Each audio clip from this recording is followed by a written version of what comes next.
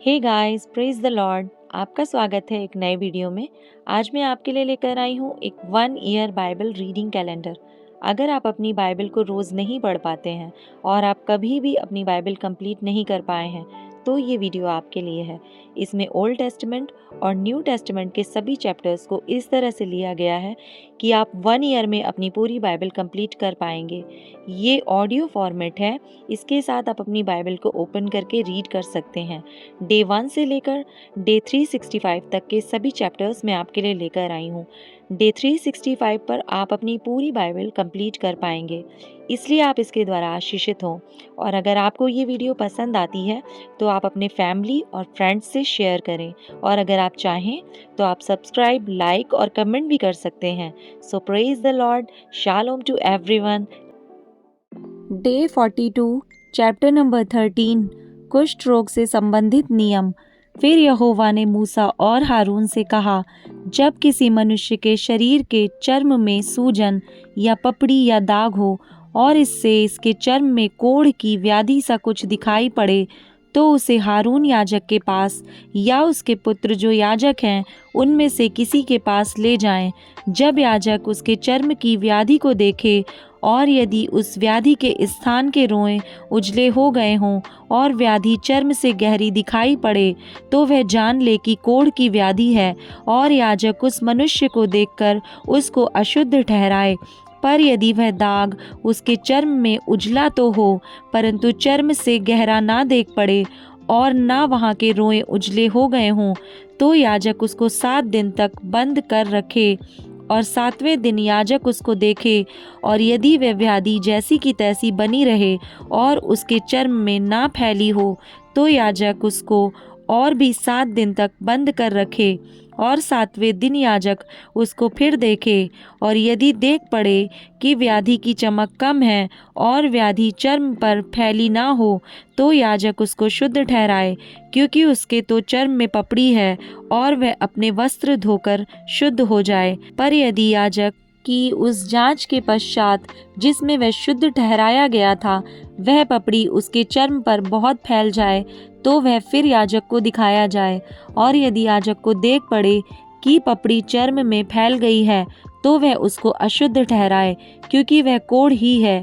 यदि कोढ़ की सी व्याधि किसी मनुष्य के हो, तो वह याजक के पास पहुंचाया जाए और याजक उसको देखे, और यदि वह सूजन उसके चर्म में उजली हो और उसके कारण रोएं भी उजले हो गए हों और उस सूजन में बिना चर्म का मांस हो, तो याजक जाने कि उसके चर्म में पुराना कोढ़ है, इसलिए वह उसको अशुद्ध ठहराए और बंद ना रखे, क्योंकि वह अशुद्ध है। और यदि कोढ़ किसी के चर्म में फूटकर यहाँ तक फैल जाए कि जहाँ कहीं याजक देखे रोगी के सिर से पैर के तलवे तक कोढ़ ने सारे चर्म को छा लिया हो, तो याजक ध्यान से देखे, और यदि कोढ़ ने उसके सारे शरीर को छा लिया हो, तो वह उस व्यक्ति को शुद्ध ठहराए, और उसका शरीर जो बिल्कुल उजला हो गया है वह शुद्ध ही ठहरे।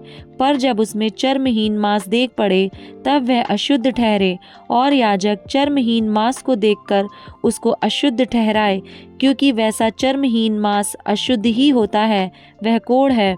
पर यदि वह चर्महीन मांस फिर उजला हो जाए, तो वह मनुष्य याजक के पास जाए और याजक उसको देखे, और यदि वह व्याधि फिर से उजली हो गई हो, तो याजक रोगी को शुद्ध जाने, वह शुद्ध है। फिर यदि किसी के चर्म में फोड़ा होकर चंगा हो गया हो और फोड़े के स्थान में उजली सी सूजन या लाली लिए हुए उजला दाग हो, तो वह याजक को दिखाया जाए, और याजक उस सूजन को देखे, और यदि वह चर्म से गहरा दिखाई पड़े और उसके रोएं भी उजले हो गए हों, तो याजक यह जानकर उस मनुष्य को अशुद्ध ठहराए, क्योंकि वह कोढ़ की व्याधि है जो फोड़े में से फूट कर निकली है। परंतु यदि याजक देखे कि उसमें उजले रोएं नहीं हैं और वह चर्म से गहरी नहीं और उसकी चमक कम हुई है, तो याजक उस मनुष्य को 7 दिन तक बंद कर रखे। और यदि वह व्याधि उस समय तक चर्म में सचमुच फैल जाए, तो याजक उस मनुष्य को अशुद्ध ठहराए, क्योंकि वह कोढ़ की व्याधि है। परंतु यदि वह दाग ना फैले और अपने स्थान ही पर बना रहे, तो वह फोड़े का दाग है, याजक उस मनुष्य को शुद्ध ठहराए। फिर यदि किसी के चर्म में जलने का घाव हो और उस जलने के घाव में चर्महीन दाग लाली लिए हुए उजला या उजला ही हो जाए, तो याजक उसको देखे, और यदि उस दाग में के रोएं जो उजले हो गए हों और वह चर्म से गहरा दिखाई पड़े, तो वह कोढ़ है जो उस जलने के दाग में से फूट निकला है। याजक उस मनुष्य को अशुद्ध ठहराए, क्योंकि उसमें कोढ़ की व्याधि है। पर यदि याजक देखे कि दाग में उजले रोएं नहीं और न वह चर्म से कुछ गहरा है और उसकी चमक कम हुई है, तो वह उसको 7 दिन तक बंद कर रखे, और 7वें दिन याजक उसको देखे, और यदि वह चर्म में फैल गई हो, तो वह उस मनुष्य को अशुद्ध ठहराए, क्योंकि उसको कोढ़ की व्याधि है।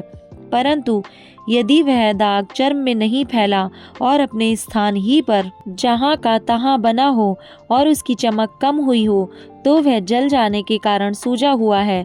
याजक उस मनुष्य को शुद्ध ठहराए, क्योंकि वह दाग जल जाने के कारण से है।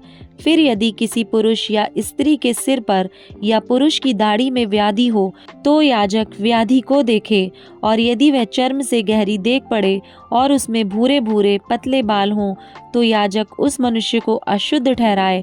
वह व्याधि सेहुआ अर्थात सिर या दाढ़ी का कोढ़ है। और यदि याजक सेहुए की व्याधि को देखे कि वह चर्म से गहरी नहीं है और उसमें काले काले बाल नहीं हैं, तो वह सेहुए के रोगी को 7 दिन तक बंद कर रखे, और 7वें दिन याजक व्याधि को देखे। तब यदि वह सेहुआ फैला ना हो और उसमें भूरे भूरे बाल ना हो और सेहुआ चर्म से गहरा ना देख पड़े, तो यह मनुष्य मूढ़ा हो जाए। परंतु जहाँ सेहुआ हो वहाँ ना मूढ़ा जाए, और याजक उस सेहुए वाले को और भी 7 दिन तक बंद कर रखे, और 7वें दिन याजक सेहुए को देखे, और यदि वह सेहुआ चर्म में फैला ना हो और चर्म से गहरा ना देख पड़े, तो याजक उस मनुष्य को शुद्ध ठहराए, और वह अपने वस्त्र धोके शुद्ध ठहरे। पर यदि उसके शुद्ध ठहरने के पश्चात सेहुआ चर्म में कुछ भी फैले, तो याजक उसको देखे, और यदि वह चर्म में फैला हो, तो याजक भूरे बाल ना ढूंढे, क्योंकि वह मनुष्य अशुद्ध है। परंतु यदि उसकी दृष्टि में वह सेहुआ जैसे का तैसा बना हो और उसमें काले काले बाल जमे हों, तो वह जाने कि सेहुआ चंगा हो गया है और वह मनुष्य शुद्ध है। याजक उसको शुद्ध ही ठहराए। फिर यदि किसी पुरुष या स्त्री के चर्म में उजले दाग हों, तो याजक देखे, और यदि उसके चर्म में वे दाग कम उजले हों, तो वह जाने कि उसको चर्म में निकली हुई दाद ही है, वह मनुष्य शुद्ध ठहरे। फिर जिसके सिर के बाल झड़ गए हों, तो जानना कि वह चंदुला तो है परंतु शुद्ध है, और जिसके सिर के आगे के बाल झड़ गए हों, तो वह माथे का चंदुला तो है परंतु शुद्ध है। परंतु यदि चंदुले सिर पर या चंदुले माथे पर लाली लिए हुए उजली व्याधि हो, तो जानना कि वह उसके चंदुले सिर या चंदुले माथे पर निकला हुआ कोढ़ है। इसलिए याजक उसको देखे, और इस व्याधि की सूजन उसके चंदुले सिर या चंदुले माथे पर ऐसी लाली लिए हुए उजली हो जैसा चर्म के कोढ़ में होता है, तो वह मनुष्य कोढ़ी है और अशुद्ध है, और याजक उसको अवश्य अशुद्ध ठहराए, क्योंकि वह व्याधि उसके सिर पर है। जिसमें वह व्याधि हो, उस कोढ़ी के वस्त्र फटे और सिर के बाल बिखरे रहें, और वह अपने ऊपर वाले होंठ को ढांपे हुए अशुद्ध अशुद्ध पुकारा करे। जितने दिन तक वह व्याधि उसमें रहे, उतने दिन तक वह अशुद्ध रहेगा, और वह अशुद्ध ठहरा रहे, इसलिए वह अकेला रहा करे। उसका निवास स्थान छावनी के बाहर हो। वस्त्र या चमड़े की वस्तु का कोढ़।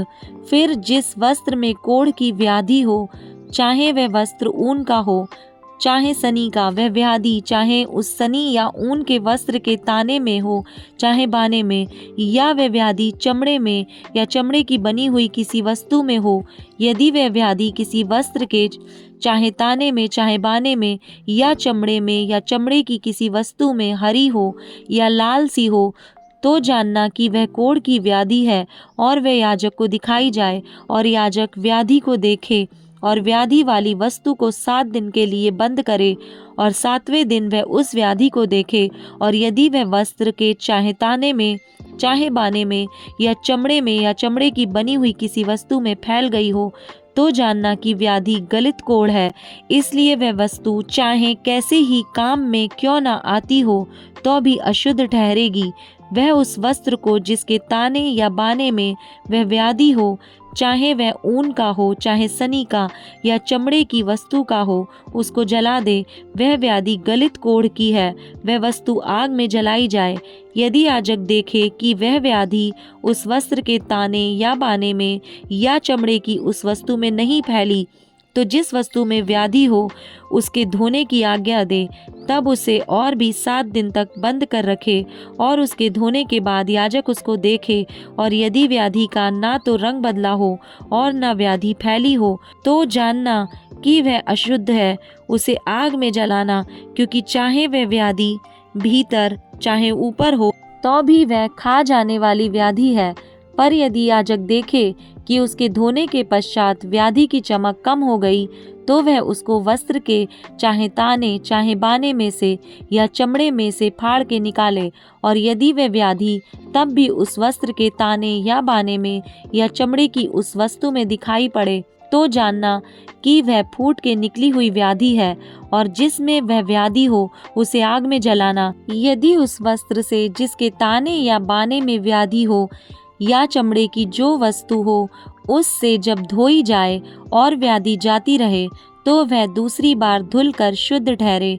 ऊन या सनी के वस्त्र में के ताने या बाने में या चमड़े की किसी वस्तु में जो कोढ़ की व्याधि हो, उसके शुद्ध और अशुद्ध ठहराने की यही व्यवस्था है। Matthew chapter 26 verse number 20 to 54। जब सांझ हुई तो वह 12 के साथ भोजन करने के लिए बैठा। जब वे खा रहे थे तो उसने कहा, मैं तुमसे सच कहता हूँ कि तुम में से एक मुझे पकड़वाएगा। इस पर वे बहुत उदास हुए और हर एक उससे पूछने लगा, हे गुरु, क्या वह मैं हूँ? उसने उत्तर दिया, जिसने मेरे साथ थाली में हाथ डाला है वही मुझे पकड़वाएगा। मनुष्य का पुत्र तो जैसा उसके विषय में लिखा है जाता ही है, परंतु उस मनुष्य के लिए शोक है जिसके द्वारा मनुष्य का पुत्र पकड़वाया जाता है। यदि उस मनुष्य का जन्म ही ना होता तो उसके लिए भला होता। तब उसके पकड़वाने वाले यहूदा ने कहा, हे रब्बी, क्या वह मैं हूँ? उसने उससे कहा, तू कह चुका, प्रभु भोज। जब वे खा रहे थे तो यीशु ने रोटी ली और आशीष मांगकर तोड़ी और चेलों को देकर कहा, लो खाओ, यह मेरी देह है।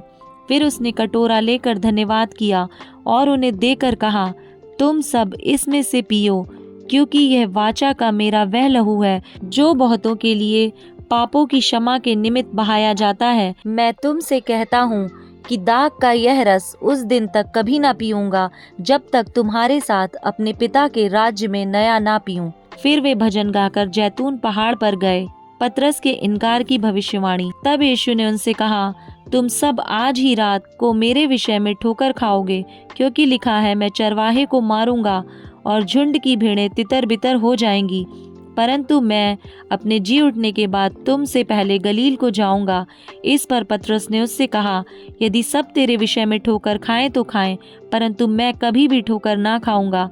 यीशु ने उससे कहा, मैं तुझसे सच कहता हूँ कि आज ही रात को मुर्ग के बांग देने से पहले तो 3 बार मुझसे मुकर जाएगा। पतरस ने उससे कहा, यदि मुझे तेरे साथ मरना भी पड़े तो भी मैं तुझसे कभी ना मुकरूंगा। और ऐसा ही सब चेलों ने भी कहा। गतसमनी में प्रार्थना। तब यीशु अपने चेलों के साथ गतसमनी नामक एक स्थान में आया और अपने चेलों से कहने लगा, यहीं बैठे रहना जब तक मैं वहां जाकर प्रार्थना करूं। वह पतरस और जब्दी के दोनों पुत्रों को साथ ले गया और उदास और व्याकुल होने लगा। तब उसने उनसे कहा, मेरा जी बहुत उदास है, यहाँ तक कि मेरा प्राण निकला जा रहा है। तुम यहीं ठहरो और मेरे साथ जागते रहो। फिर वह थोड़ा और आगे बढ़कर मुंह के बल गिरा और यह प्रार्थना की, हे मेरे पिता, यदि हो सके तो यह कटोरा मुझसे टल जाए, तो भी जैसा मैं चाहता हूँ वैसा नहीं, परंतु जैसा तू चाहता है वैसा ही हो। फिर उसने चेलों के पास आकर उन्हें सोते पाया और पतरस से कहा, क्या तुम मेरे साथ एक घड़ी भी ना जाग सके? जागते रहो और प्रार्थना करते रहो कि तुम परीक्षा में ना पड़ो। आत्मा तो तैयार है परंतु शरीर दुर्बल है। फिर उसने दूसरी बार जाकर यह प्रार्थना की, हे मेरे पिता, यदि यह मेरे पिए बिना नहीं हट सकता तो तेरी इच्छा पूरी हो। तब उसने आकर उन्हें फिर सोते पाया, क्योंकि उनकी आंखें नींद से भरी थीं। उन्हें छोड़कर वह फिर चला गया और उन्हीं शब्दों में फिर तीसरी बार प्रार्थना की। तब उसने चेलों के पास आकर उनसे कहा, अब सोते रहो और विश्राम करो। देखो, घड़ी आ पहुंची है और मनुष्य का पुत्र पापियों के हाथ पकड़वाया जाता है। उठो चलें, देखो मेरा पकड़वाने वाला निकट आ पहुंचा है। यीशु का धोखे से पकड़ा जाना।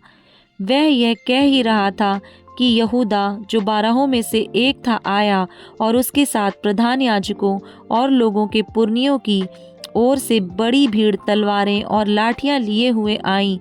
उसके पकड़वाने वाले ने उन्हें यह संकेत दिया था, जिसको मैं चूम लूं वही है, उसे पकड़ लेना। और तुरंत यीशु के पास आकर कहा, हे रब्बी, नमस्कार, और उसको बहुत चूमा। यीशु ने उससे कहा, हे मित्र, जिस काम के लिए तू आया है उसे कर ले। तब उन्होंने पास आकर यीशु पर हाथ डाले और उसे पकड़ लिया। यीशु के साथियों में से एक ने हाथ बढ़ाकर अपनी तलवार खींच ली और महायाजक के दास पर चलाकर उसका कान उड़ा दिया। तब यीशु ने उससे कहा, अपनी तलवार म्यान में रख ले, क्योंकि जो तलवार चलाते हैं वे सब तलवार से नष्ट किए जाएंगे। क्या तू नहीं जानता कि मैं अपने पिता से विनती कर सकता हूँ और वह स्वर्गदूतों की 12 पलटन से अधिक मेरे पास अभी उपस्थित कर देगा? परंतु पवित्र शास्त्र की वे बातें कि ऐसा ही होना अवश्य है, कैसे पूरी होंगी?